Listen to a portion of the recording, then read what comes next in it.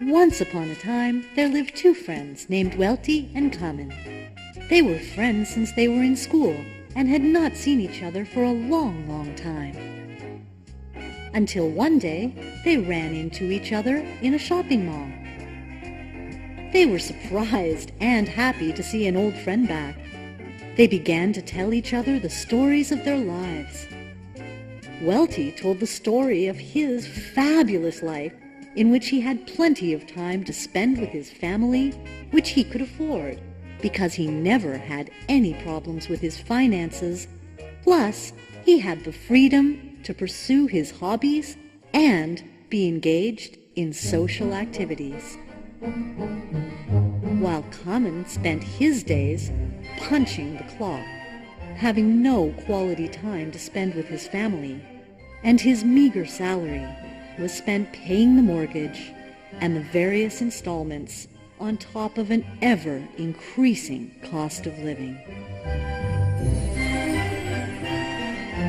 Seeing his friend's pitiful condition, Welty shared a lot of inputs to his friend.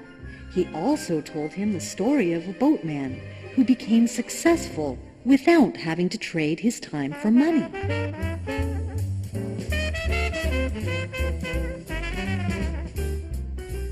Once upon a time, there lived a village chief who had a beautiful daughter. Her beauty was such that all the young men in the village fancied her. Irie was the name of the girl given to her by her parents. Of all the young men in the village, Irie only set her eyes on two of them. One was called Brito and the other Boaty. It was their spirit and ambition that really impressed her. Time passed and seasons changed until one fateful day a terrible disaster struck the village. A mighty earthquake had split the village into two parts, separated in the middle by a wide and deep river. The village chief and his family was now on the western bank of the river, while the two young men, Brito and Boaty, were on the eastern shore of the river. The two young men started to make rafts in order to cross the river to see Irie. They did not realize that these rafts brought them something unexpected. They began to make money crossing the villagers who wanted to see their families to the other side of the river. Time passed, and by next year, Irie would be 18 years old. According to the village tradition, a girl is entitled to choose her suitor when she reached the age of 18. Irie was so distressed. She could not make up her mind as to choose between Brito or Boaty. Seeing the dilemma of his daughter, the village chief finally decreed a contest. Whoever managed to collect 1,000 tiles of gold within 1 year will be entitled to marry his daughter.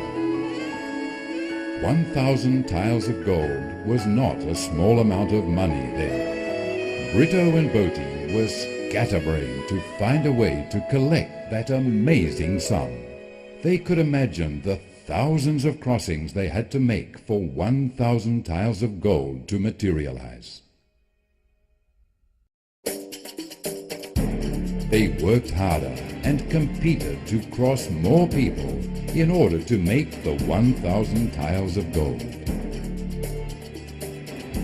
As days went by, they became smarter. Now they were not only building rafts, but boats to accommodate more people in one crossing, thus increasing their income. Brito realized that he could not work alone like this forever. After spending some time calculating, he decided that he could never come up with that sum of 1,000 tiles of gold crossing people to the other side. After giving some thought to the matter, Brito decided that he would build a bridge connecting the two halves of the village, and he would make money by doing that. Brito believed that by building the bridge, he would not only have the 1,000 tiles of gold, but he would never have to row his boat again, forever. Brito set his heart to build the bridge that he had drawn. Although he encountered strong opposition and ridicule by the villagers, who told him that building a bridge was a crazy idea, a waste of time, and would never make any money. While building the bridge, Brito still continued to cross people with his boat, because he realized that his bridge had not yet been completed and still to yield a single cent. By day he was crossing people with his boat, and by night and in his spare time he was building his dream bridge. While Boti's income had now increased by crossing more people with his great energy, he could do more crossings in a day than Brito. His lifestyle began to change, and every day he wasted his money indulging himself. Winter had finally arrived. Brito finally finished building his bridge. The opening day of the bridge was greeted enthusiastically by the villagers.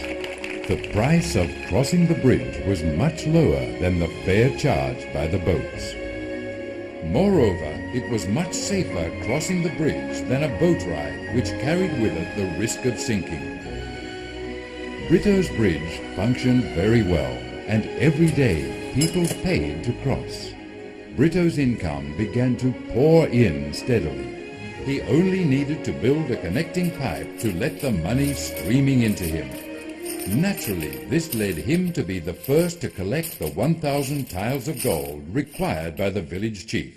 Meanwhile, Boti's income dwindled every single day, more so as the winter approached and the waters of the river turned to ice. The villagers would much prefer to cross the bridge that Brito had built. There was no risk of sinking, and it wasn't slippery even when ice was present. Now even Boti's strength began to fail him. He pushed himself too far. Poor Boti. He traded all of his time for money, and now even he could not use his strong body to work. The expression on his face began to change. Now autumn had arrived, and Brito's dream finally came true. With confidence, Brito went to the house of the village chief to ask Irie's hand in marriage. Finally, Brito and Irie lived happily ever after, enjoying financial freedom, time freedom, and prosperity forever. Boti finally realized that he had not made the right decision by continuing to rely on his strength to accumulate money.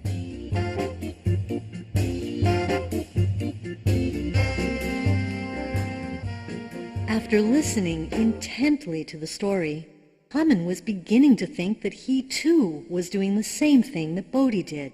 All this time, he was trading his time for money. Arriving at home, Karmen still pondered Welty's word. Before going to bed, he finally made the decision to follow Welty's advice. That is, to make a smart move, like Brito did.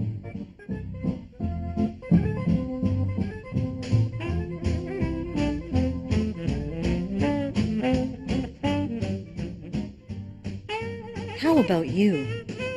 Which method do you prefer? If you are still unsure, try answering the following question. Do you possess an income that flows continuously for 24 hours without you actually having to work for it?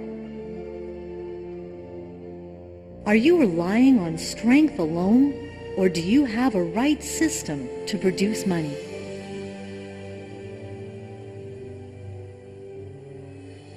Does your income continue to flow after you are gone? Can you quit work anytime you choose without sacrificing your income? Should you, for any reason, be out of work now, can you survive for the next year without a job?